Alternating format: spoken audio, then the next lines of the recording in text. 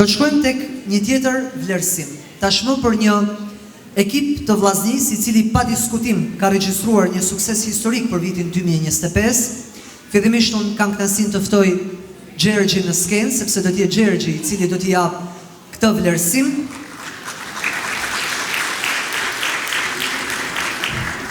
Dhe është pikërisht vlerësimi që shkon për ekipin e Vllaznisë së futsalës.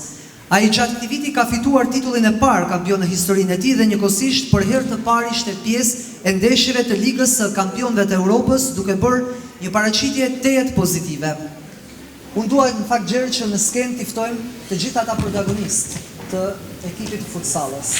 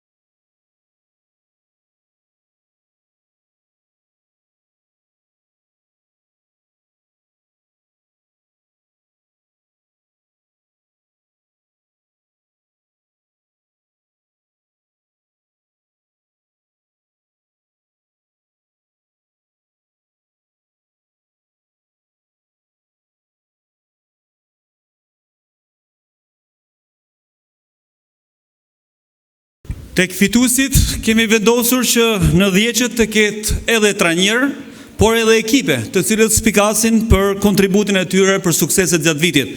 Dhe nuk mund të qëndronte jashtë fituesve Vllaznia Futsal.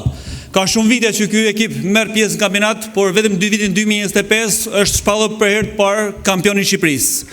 Për herë të parë ky ekip ka marrë pjesë në Ligën e Kampionëve të Europës, ku ka bërë një paraqitje shumë mirë. Shembullin e ka edhe Vllaznia e Meshkujve, por edhe Vllaznia e Femrave dhe shpresojmë që Vllaznia Futsal të na dhurojë të tjerë kampion në vitet e ardhshme.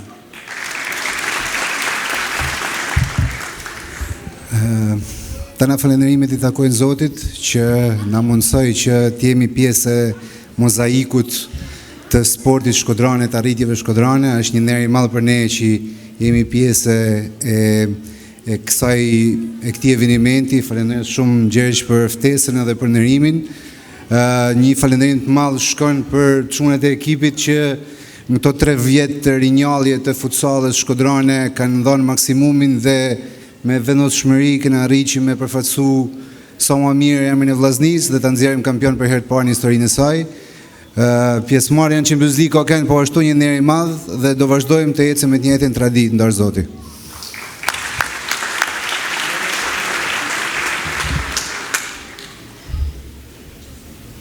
Mirë, i përcjellim me një duar trokitje dhe ju urojmë sukses ekipit futsalës.